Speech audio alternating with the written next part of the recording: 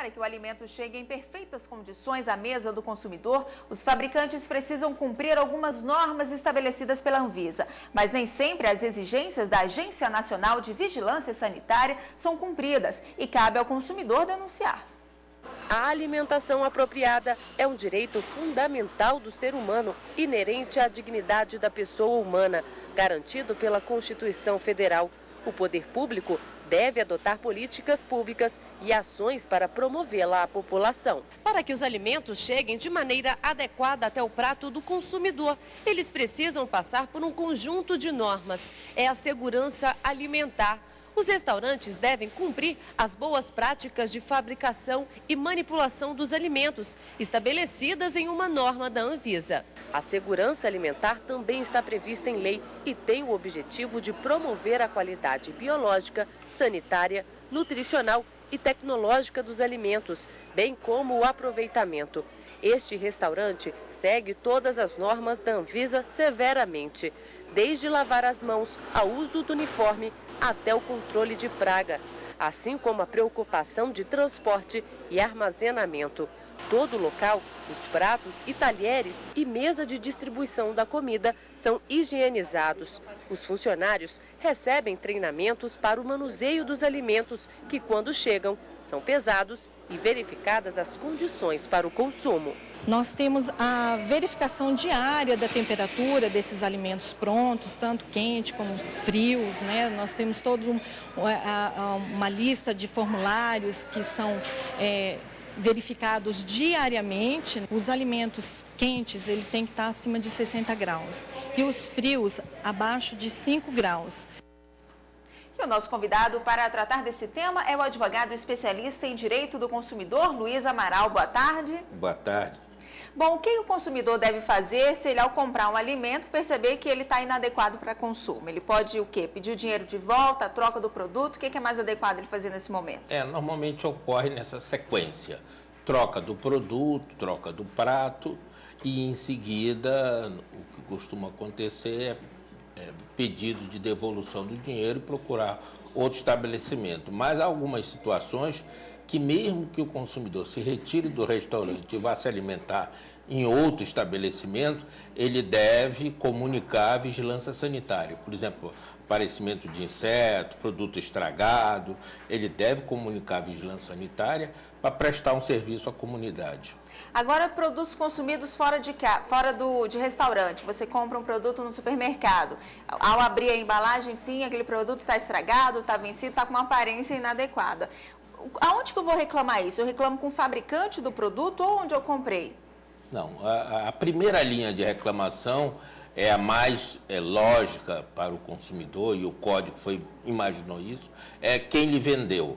Então, o fornecedor imediato, o vendedor do produto, procura o vendedor do produto, ele deve trocar o produto, e devolver isso ao fabricante, que ele também não fica no prejuízo.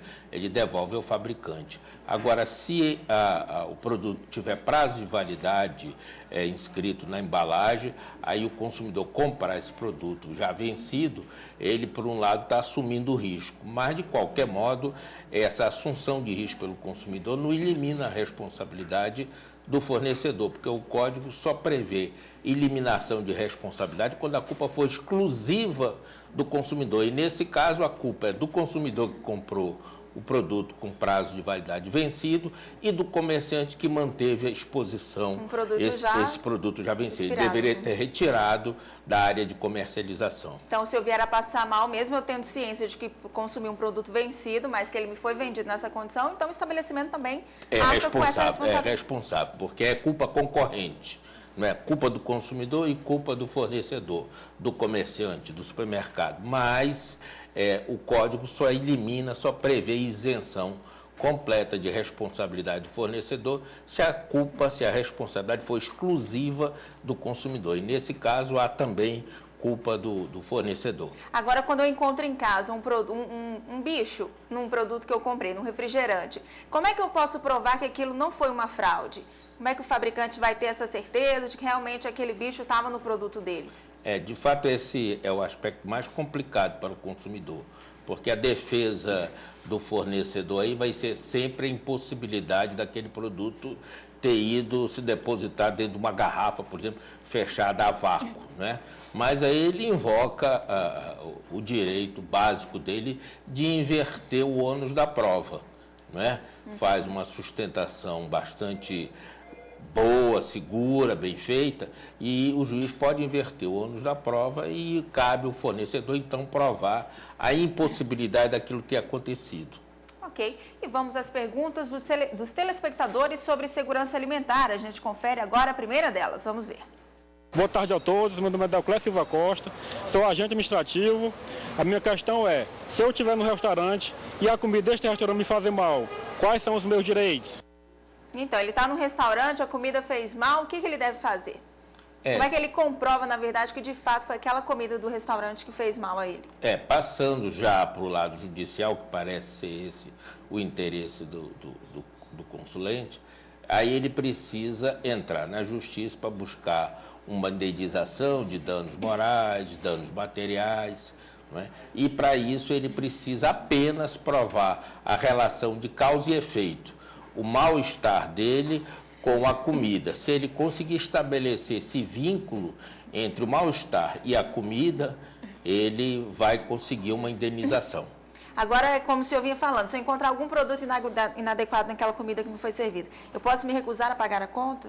Pode se recusar e pedir que seja devolvido o dinheiro, não é? Agora, o que tem que se deixar claro é que não vale você consumir a metade da comida, não está boa, não é? Porque aí vai dar problema.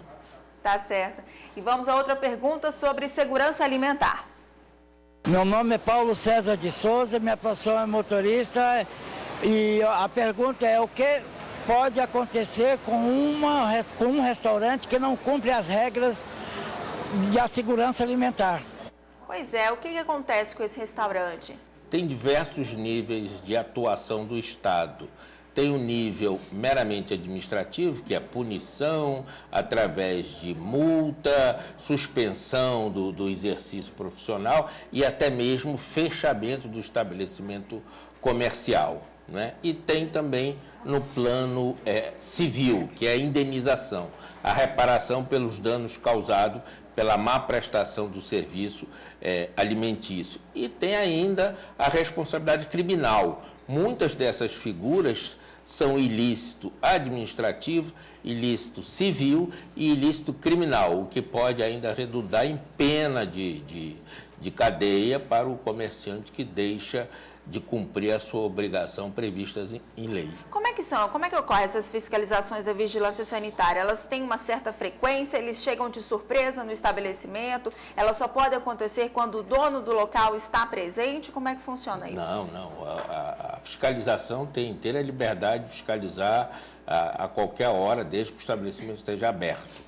Não é? Isso normalmente ocorre dentro de uma programação de rotina da Anvisa e outros órgãos, não é só a Anvisa, o Instituto de Pesos e Medidas, o Inmetro, não é? E várias outras entidades, outras agências públicas atuam na defesa da segurança alimentar para o consumidor.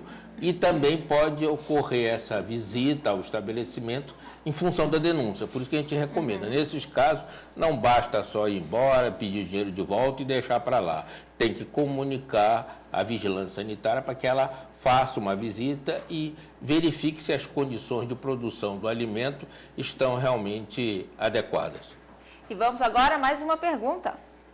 Meu nome é Noêmia, estudante de Educação Física. Minha pergunta é, se o restaurante estiver sujo, em más condições de higiene, o que fazer?